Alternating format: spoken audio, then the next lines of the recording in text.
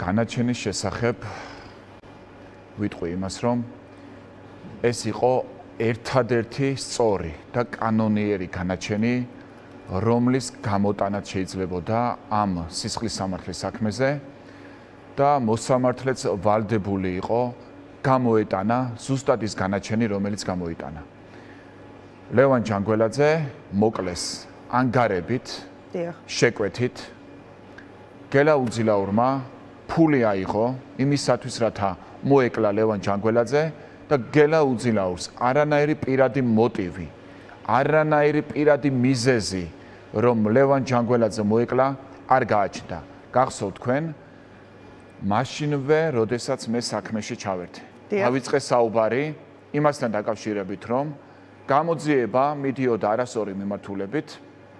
საუბრობდი იმასთან დაკავშირებით, რომ გელა უძილაურს თავად არ გადაუწყვეტია ლევან ჯანგველაძის მკვლელობა, მას შეუკვეთეს, რომ უნდა მოეკლა ლევან ჯანგველაძე და მან შეკვეთა მოიყვანა სისრულეში. თქვენ გახსოვთ, რომ რამოდენიმე თვის განმავლობაში მე ვაკრიტიკებდი გამოძიებას და ცარსახად ვაცხადებდი, რომ გამოძიება მიდიოდა არასწორი მიმართულებით, რომ მკვლელობის ჩადენაში მონაწილე პირებს ხელს აფარებდნენ, არ სურდათ მათი გამოვლენა და მათი პასუხისგებაში მიცემა და თქვენ ასევე ძალიან კარგად გახსოვთ, რომ რამოდენიმე თვის შემდეგ შეცვალეს პროკურორი, შეცვალეს მუხლი და გადააკვალიფიცირეს უკვე შეკვეთილი მკვლელობის მუხლით და სწორედ ამის შემდეგ ჩატარდა მთელი რიგი საგამოძიებო მოქმედებები ამ სისხლის სამართლის საქმეს.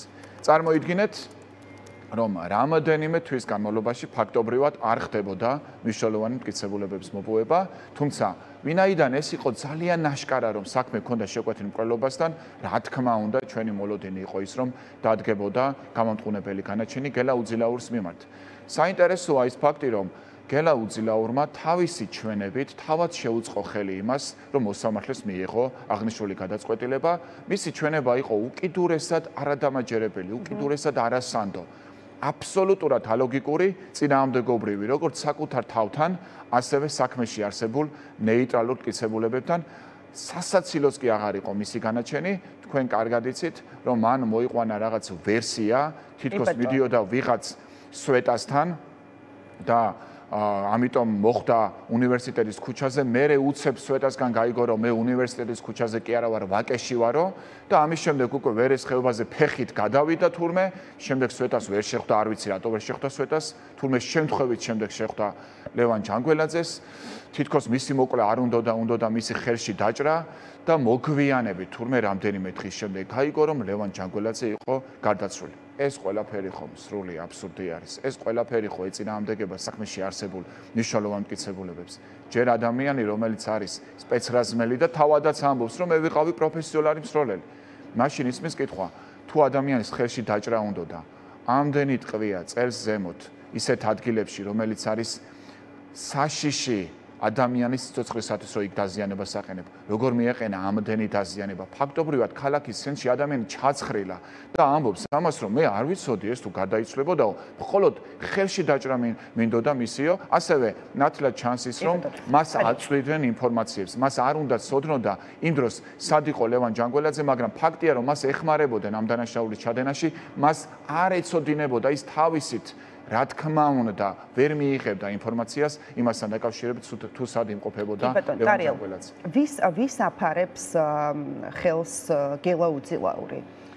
იმიტომ რომ ამ ხელის დაფარებას უკავშირდება ხო მათ შორის ეს უკრაინის თემა, ვიღაც ბონდარენკოს არსებობა თურმე და ის ისტორია, რომელიც მოყვა რეალურად, რითიც რაღაცა მისი აგრესია, როგორც თავად თქვა და ეს მკვლელობა ჯანგველაძის გაამართლა, ხომ? რა შეეხება ბონდარენკოს თემას, ბარემ აღნიშნულთან დაკავშირებითაც ვისაუბრებ, ეს არის გამოგონილი ვერსია. მას არანაირი კონტაქტი არასდროს გელა უძილაურს, არასდროს არანაირი გადაკვეთა ლევან ჯანგველაძესთან არ ქონია. ეს არის უბრალოდ გამოგონილი ვერსია, რომელიც მოიგონეს უკვე საქმის განხილვიდან 7 თვის შემდეგ და ეს არის ვერსია, რომლის გადამოწმებაც ფაქტობრივად შეუძლებელი იქნებოდა. სპეციალურად მოიგონეს ისეთი ვერსია, რომლის გადამოწმებაც შეუძლებელი იქნებოდა. წარმოიდგინეთ, რომ საქმის განხილვა მიმდინარეობს შეჯიბრებითობის საფუძველზე. როგორც ბრალდების ხარეს აქვს უფლება და ვალდებულებაც რომ მოიპოვოს მტკიცებულება, ასევე უფლება აქვს დაცვის ხარესაც რომ მოიპოვოს მტკიცებულება. მას იცავს კვალიფიციური დაცვა და ყავს კვალიფიციური ადვოკატები. წარმოიდგინეთ ეს რომ მართალი იყოს, ისინი არ მოიპოვებდნენ თუნდაც ერთ მტკიცებულებას, რომელიც დაადასტურებდა ამ ვერსიის სისწორეს. რა თქმა უნდა, ისინი აუცილებლად წარმოადგენდნენ მსგავს მტკიცებულებას, მაგრამ სპეციალურად ისეთი ვერსია მოიგონეს, რომ შემდეგ არავის არ გადაემოწმებინა ეს აბსურდი. მაგრამ საქმე რაშია? ვინაიდან შეჯიბრებითობის პრინციპის საფუძველზე მიმდინარეობს საქმის განხილვა, მნიშვნელოვანი არის, რომ როდესაც შენ რამე სიტყვი, ეს უნდა იყოს დამაჯერებელი. ან რაღაცით მაინც უნდა იყოს გამყარებული. ჯერ ერთით რომ არაფრით არ იყო გამყარებული გელაუძილაური ჩვენება, მეორე იყო საკუთარ თავთან წინააღმდეგობაში. და საქმეში რა მტკიცებულებებიც იყო, ყველა მტკიცებულებასთან წინააღმდეგობაში მოდიოდა. ამიტომ რა თქმა უნდა, სასამართლოს ეს ჩვენება არ უნდა გაეზიარებინა. რაც შეეხება იარაღის წარმომავლობას, გახსოვთ რომ გელაუძილაურმა თქვა თითქოს იარაღი კონკრეტული პირისგან ჩავარდა თურმე მის ხელში და ეს პიროვნება ვინ არის? ეს არის გარდაცვლილი ადამიანი. ახლა რატომ მოიგონა გარდაცვლილი ადამიანის საკითხი? იმიტომ რომ ამის შემდეგ ამის გადამოწმება შეუძლებელი იქნებოდა გადაცვლილ პირს ხო ვერ დაკითხავს ვინმე და შემდეგ უკვე რა თქმა უნდა ექნებოდა იმის შესაძლებლობა რომ აი ჩვენ ამიტომ ვერ ვამყარებთ ჩვენს ვერსიას. ეს ყველაფერი არის მოგონილი, ეს ყველაფერი არის სხაპარი და რა თქმა უნდა სასამართლოს არ უნდა გაეზიარებინა. ვის აფარებს ხელს? გელაუძილაური. პირველ რიგში მინდა განვაცხადო, რომ მისი ვერსია იყო ის, რომ თითქოს თავად გადაწყვიტა მისი მოკლა. მაგრამ თუ დავაკვირდებით ჩვენების შინაარსს, აქ რაღაც აუცილებელ მოგერეებაზეც კი მიუთითებდა, რომ ხელი წაიღო თითქოს ლევან ჯანგველაძემ იარაღისკენ და თითქოს მან თავი დაისვა. აი რა კომუნიკაცია შედგა იმ რამდენიმე წამიან გადალაპარაკებაში, ხო, რაც იყო, სანამ შევიდოდა ჯანგველაძე უშუალოდ სადარბაზოში. აი იმ კომუნიკაციის დროს რა იყო რეალური ვერსია? აი თავად მე მახსოვს უძილაური ამბობდა, რომ თითქოს თავად ჯანგველაძემ კითხა მას რაღაცა მისამართს ასუსტებდა თუ ასე შემდეგ. აი რეალობა რა იყო? აი რა იყო? ჯანგველაძემ კითხა თუ არა მისამართის ამბავი, ეს ასე რომ იყოს, ამას არანაირი მნიშვნელობა არ აქვს ქმედების კვალიფიკაციასთან დაკავშირებით. ის ფაქტი, რომ ეს არის შეკვეთილი მკვლელობა ანგარებით და მან მოკლა ფულის გამო ადამიანი, ამ ფაქტს არაფერი არ შეცვლის. თავარი აქ რა არის? თავარი არა, ეს არ ყოფილა აუცილებელი მოგერიება. ვინაიდან გელაუძილაური თავად გამოეთევნა ლევან ჯანგველაძეს, თავად ჩაუსაბდა მანამდე ელოდებოდა ლევან ჯანგველაძეს, ის იყო მომზადებული, რომ ის მოეკლა.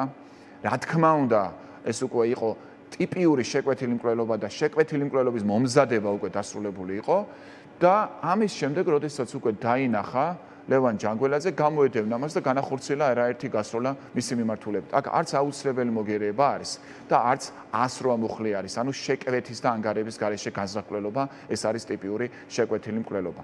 რაც შეეხება იმას, თუ შემდეგ სად მიდის გელაუძილაური და რას აკეთებს, ესეც ადასტურებს იმას, რომ შეკვეთილ მკვლელობასთან გვაქვს საქმე, ვინაიდან წარმოიდგინეთ, რომ მან დატოვა თბილისი, ისე რომ არავის დაუკავებია. მე მჯერა და დარწმუნებული ვარ, რომ საპოლიციო მოქმედებები რომ განხორციელებულიყო ეფექტურად და სახელმწიფო ინსტიტუტებს რომ ემუშავა ეფექტურად, რა თქმა უნდა, ცხელკვარზე დააკავებდნენ გელაუძილაურს, ამოიღებდნენ ტელეფონს, რომელიც იქნებოდა უმნიშვნელოვანესი მტკიცებულება და ამოიღებდნენ ასევე იარაღს, რომელიც ასევე უმნიშვნელოვანესი მტკიცებულება იქნებოდა, მაგრამ მე დარწმუნებული ვარ, რომ განზრახ არ გააკეთეს და ხელი შეუწყეს აღნიშნული დანაშაულის ჩაფარვას.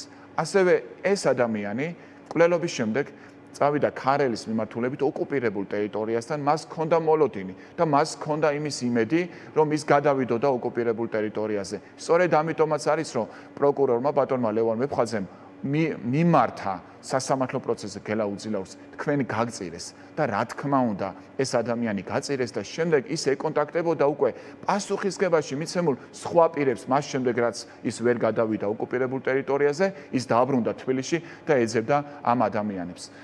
ასევე მინდა განვაცხადო, რაც არაერთხელ მithქვამს, რომ თუ სახელმწიფო ინსტიტუტები იმუშავებდნენ ეფექტურად. დიახ. აღნიშნული მკვლელობის პრევენციაც კი მოხდებოდა და გელაუძილაური ვერ შეძლებდა ლევან ჯანგველაძის მკვლელობას, რადგანაც უტყუარად დადასტურებული არის, რომ ლევან ჯანგველაძე წინა თვეშიც დაყვებოდა, უпростоრად ლევან ჯანგველაძეს დაყვებოდა წინა თვეში გელაუძილაური და ამის შემდეგ, რა თქმა უნდა, ეს რომ აქ რომ რეაგირება მოხდარიყო შინაგან ჯანგველაძის შემჩნეული ყავდა უძილაური რომ მას უთვალთვალებდა? ჯანგველაძის უძილაური შემჩნეული სავარაუდოდ არ ყავდა რომ მას უთვალთვალებდნენ მეცაც გეტყვით ანუ აი პრევენცია როგორ მოხდებოდა შესახების რომ ლევან ჯანგველაძე უნდა ჩამოსულიყო ძალიან ბევრმა ადამიანმა ნამდვილად არ იცოდა ანუ რას გვთავაზობთ ჩვენ გელა უძილაური და რას გვეუბნება და მოსამართლეს რას ეუბნება რომ გაიზიარო მე ჩემით გადავწყვიტე მისი მოკლა ისე რომ არავინ მეხმარებოდა საერთოდ ეს ხომ სრული აბსურდია მაშინ ისმის კითხვა რა იცოდა გელა უძილაურმა როდის უნდა ჩამოსულიყო ლევან ჯანგველაძე რა იცოდა სად უნდა მისულიყო ლევან ჯანგველაძე რა იცოდა მისი ლოკალიზაცია მისი ლოკაციები რა იცოდა საიდან იცოდა ვინ აწვიდა ინფორმაციებს აღნიშნულთან დაკავშირებით ასევე ვის უთანხმებდა აღნიშნულთან დაკავშირებით ვინ დაუდო იარაღი იმ ადგილას საიდანაც მან ეს იარაღი აიღო წარმოიდგინეთ თქვენ ერთი მტკიცებულებით მაინც ვერ გაამყარებდა საკუთარ ვერსიას, თუნდაც უკრაინის თემასთან დაკავშირებით, თუნდაც ვიღაც სვეტასთან დაკავშირებით. რა თქმა უნდა, გაამყარებდა, მაგრამ მან უბრალოდ მოიგონა ეს აბსურდი იმისათვის, რათა შეცვლილიყო მის მიმართ ბრალდება და მოსამართლეს ის გაემტყუნებინა უკვე ბევრად მსუბუქი მუხლით. ეს განაჩენი ვერ წარმოადგენს ტოტალიო ეს განაჩენი არის პრეიუდიცია, ეს განაჩენი უკვე არის პრეიუდიცია რა არის? ფაქტი, რომელიც უკვე მიღებული უნდა იქნეს, ანუ განაჩენით დადგენილი ფაქტობრივი გარემოებები უკვე უნდა იქნეს მიღებული და უკვე უნდა იქნეს გათვალისწინებული შემდგომი განაჩენებისთვისაც, ანუ დღეს უკვე აღარ არსებობს შეკითხვა იმასთან დაკავშირებით, შეკვეთით არის თუ არა მოკლული ლევან ჯანგველაძე. და მთავარი საკითხი კიდევ. მე ამით ვიცით, ეს არის ხომ მთავარი კითხვა დღემდე ტარიელ. ჯანგველაძეს კი ბოდიშება უძილაურს კი მიესაჯა ჯანგველაძის ყოლობის გამო უვადო პატიმრობა, მაგრამ მთავარი ვინ არის, ვის დაკვეთასა, ვის აფარებს ხელს? თუ გაწირეს, აი როგორც პროკურორმაც ხო, აი როგორც პროკურორმაც უთხრა, რატო ინარჩუნებს მაშინ დუმილის პოზიციას და არ ამბობს სიმართლეს და რაღაც აბსურდულ ვერსიებზე საუბრობ იქ ვიღაცა სვეტა და უკრაინა და ბონდარენკო და ასე შემდეგ, ხო? თავარი შეკითხვა არის თუ ვინ შეუკვეთა. პროკურატურა ხო თავად აღიარებს რომ ეს არის შეკვეთილი კი ბატონო. თუმცა შეკვეთის მუხლით ის თუ ვინ შეუკვეთა აღნიშნულთან დაკავშირებით პასუხისგებაში არავინ არ არის მიცემული. ესეც ყველამ ძალიან კარგად ვიცით. პირველ რიგში მინდა განვაცხადო, რომ მთელი ამ თვეების განმავლობაში მე არასდროს მithქვამს კონკრეტული პირების მიმართ, რომ ეს დააკავეთ, ამას წაუყენეთ ბრალი, ეს არის სავარაუდო დამნაშავე და აუცილებლად უნდა მიცეთ პასუხისგებაში ეს ადამიანი. მე ეს არასდროს მithქვამს. რა თქმა უნდა, მე პატივცემ უდანაშაულობის პრეზუმპციას ყველა პიროვნების მიმართ და მიმაჩნია, რომ მტკიცებულებები უნდა არსებობდეს ყველას მიმართ იმისათვის, რათა ბრალი წაიყენოს. თუმცა, მე მთელი ამ თვეების განმავლობაში ვაცხადებდი, რომ საქმე არ არის გამოძიებული და შემკვეთი არ არის გამოვლენილი უტყუარად და მტკიცებულებებით. საქმეში არსებობს გარკვეული გამოკითხვის ოქმები, სადაც ნახსენებია სხვადასხვა პირები, მათ შორის ოთარ ფარცხალაძე რომანოვი არის ნახსენები. და მე ვამბობ, მე ხო არ ვამბობ, რომ აუცილებლად უტყუარად გინდება, რომ ის არის შემკვეთი და კატეგორიულად ხო არ საუბრობ მე აღნიშნულთან დაკავშირებით. მე ვამბობ და მე მოუწოდებ გამოძიებას, გადაამოწმეთ აღნიშნული ვერსია, ვინაიდან, როდესაც საქმეში უკვე ორი გამოკითხვის ოქმი არის და არაერთი სხვა გარემოება არის, სადაც ნახსენები არის ამ ადამიანის სახელი და გვარი, ვალდებულება აქვს გამოძიებას, რომ ეს ვერსია გადაამოწმოს და საზოგადოებას გასცეს პასუხი კითხვაზე. არის თუ არა ეს ადამიანი შემკვეთი? იქნებ საერთოდ არ არის ეს ადამიანი შემკვეთი და იქნებ ტყუილუბრალოდ ვინმე მას რამეს აბრალებს. აღნიშნულის თაობაზე უნდა ჩატარდეს შესაბამისი საგამოძიებო მოქმედებები და მე მაქვს ინფორმაცია, რომ ნამდვილად სხვადასხვა საგამოძიებო და საპროცესო მოქმედებები ტარდება და რა თქმა უნდა უკვე, როდესაც გამოძიება მივა უკვე დასკვნით ფაზაში, როდესაც მე დავინახავ, რომ საქმეს არ იძიებს გამოძიება და ვინმეს ფარველობს, თუ მე მსგავს რამეს დავინახავ, როგორც აქამდე ვიყავი საზოგადოების მიმართ ძალიან გულწრფელი და კრიტიკული პროკურატურის მიმართ, რა თქმა უნდა, ასევე საზოგადოებას მომავალშიც ჩავაყენებ საქმის კურსში. მე როგორც ლევან ჯანგველაძის ოჯახის ინტერესების დამცველი ადვოკატი, პირდაპირ ვაცხადებ, რომ ჩვენ არ დაუშვებთ იმას, ვინმე მხელი დააფაროს შემკვეთს, ჩვენ არ დაუშვებთ, რომ ამ უმძიმეს და სასტიკ კვლელობაში მონაწილე რომელიმე პირი დარჩეს გამოუვლენელი და დაუშველი. ყველაფერი უნდა გამოვლინდეს და ყველაფერი უნდა მიეცეს პასუხისგებაში. რა თქმა უნდა, ეს უნდა მოხდეს მტკიცებულებების საფუძველზე. კი ბატონო, ვინ იყო შემკვეთი? ეს არის ერთი მთავარი და მოტივი ასევე ტარიელ ხომ ესეც იგივე თუნდაც აი თქვენ ფარცხალაძესთან დაკავშირებით, როდესაც ამბობთ, რომ კი გამოსაკითხე, იმიტომ რომ არაერთხელ დასახელდა ამ საქმეში მისი სახელი და გვარი სხვადასხვა მოწმეების მხრიდან, აი რა შეიძლება ყოფილიყო მოტივი? დიახ, აღნიშნულთან დაკავშირებითაც საქმეში არსებობს მოწმე, რომელიც მიუთითებს გარკვეულ კონფლიქტთან დაკავშირებით. ლევან ჯანგველაძესა და ოთარ რომანოვ ფარცხალაძეს. რა ტიპის კონფლიქტი მოდი ესეც ვთქვათ. აქ საუბარია ბიზნეს საქმიანობაზე, აქ საუბარია ბიზნესთან დაკავშირებულ თავაზე და გარკვეულ გაუგებრობებთან დაკავშირებით. და მე რას ვამბობ? როგორც აქამდე ვამბობდი, რომ აღნიშნული გამოკითხვის ოქმი ასახავს სხვადასხვა ფაქტობრივ გარემოებებს და მე ვამბობ, რომ თუ პროკურატურა იძახის, რომ აღნიშნული გამოკითხვის ოქმის საფუძველზე ჩვენ ვერავის პასუხისგებაში ვერ მივცემთ და მეც ვეთანხმები, რომ ერთი გამოკითხვის ოქმი ამისათვის საკმარისი არ უნდა იყოს. აქედან გამომდინარე, სხვა მტკიცებულებები მოიპოვონ, ან დაადასტურონ ის, რაც გამოკითხვის ოქში არის მითითებული, ან მოხდეს აღნიშნული ფაქტობრივი გარემოებების უარყოფა. მე ვამბობ მხოლოდ იმას, რომ გამოიძიეთ, დაადგინეთ, ჩვენ არ დაუშვებთ, რომ რაიმე შეკითხვა დარჩეს პასუხგაუცემელი ამ სისხლის სამართლის საქმეში. რა თქმა უნდა, ჩვენ თვალს ვადევნებთ გამოძიების პროცესს და კიდევ ერთხელ ვიმეორებ, საზოგადოებას ჩავაყენებთ საქმის კურსში გამოძიების მიმდინარეობასთან დაკავშირებით. კი ბატონო.